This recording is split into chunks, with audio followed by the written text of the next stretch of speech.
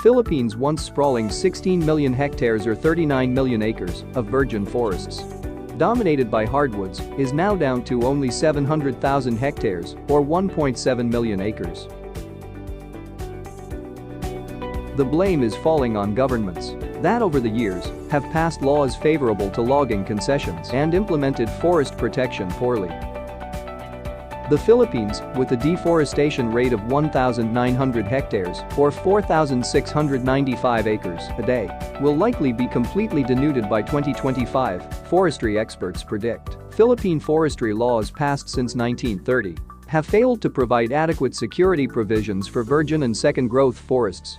Thus, the forests had virtually no protection at all. For instance, there is only one forest guard for every 3,000 hectares of forests.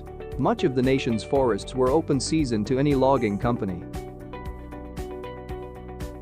The logging firms circumvented government forestry laws, and corrupt local officials enriched themselves. A common practice was for firms to apply for a timber licensing agreement on areas exceeding those required by law, and have these areas subcontracted by smaller loggers, including those operating illegally.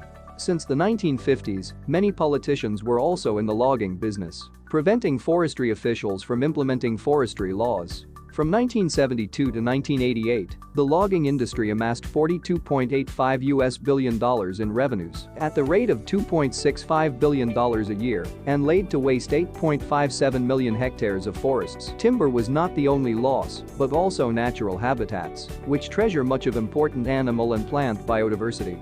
Over the same period, loggers destroyed 3.88 million hectares of virgin forests, raking in $19.4 billion in income.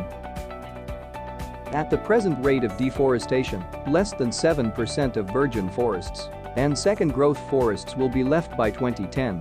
By 2025, there may be no Philippine forests to speak of left at all. Reversing this trend is a gigantic, if not an impossible task, considering the fact that the rate of reforestation, which about 80,000 hectares a year, is far outstripped by the deforestation rate. Deforestation in the Philippines is the major reason behind flooding, acute water shortages, rapid soil erosion, siltation and mudslides that have proved costly not only to the environment and properties but also in human lives. To avoid such ecological disasters, it is absolutely necessary for the Philippine government to overhaul some forestry laws with urgency and genuine political will. In 1990, the Philippine government borrowed $325 million from the Asian Development Bank for a national reforestation plan. But it turned out to be a failure. The Ford Foundation and the Philippine Umbrella Organization of Environmental NGOs reported widespread corruption in the use of these funds. Dr. Francis Corton, former country representative for the Ford Foundation, revealed that much of the funding was used by local politicians to advance their own political agendas.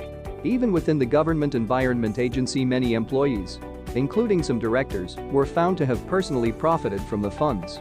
A large number of the trees species planted were for short-term commercial purposes, not for sustaining forests, Corton said.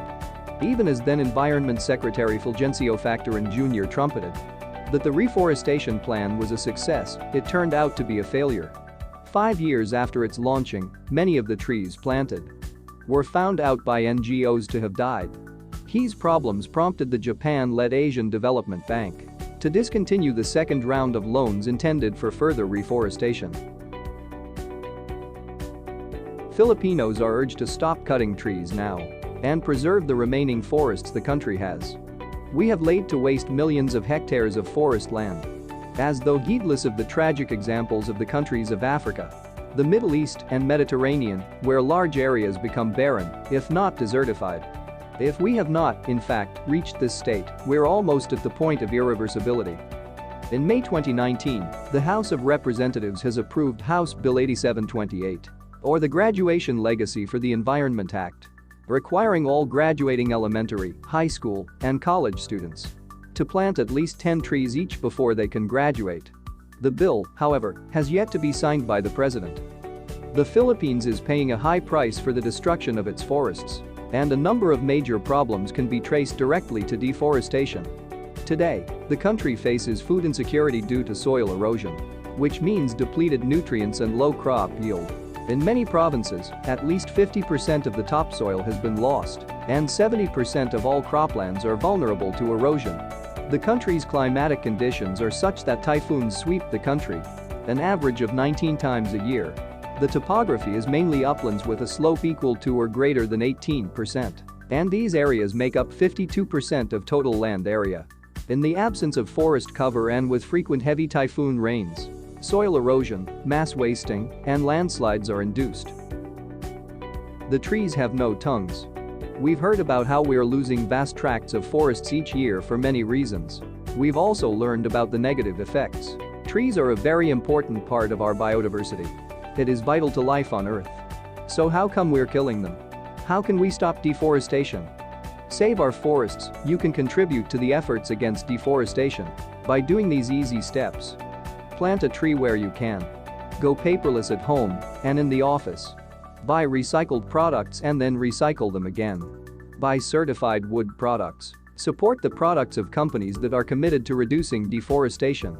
Raise awareness in your circle and in your community.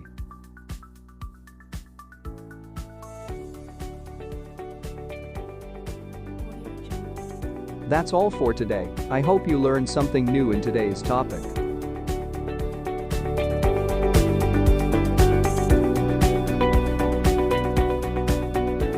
Thank you for tuning in. See you again soon here at PH Red TV.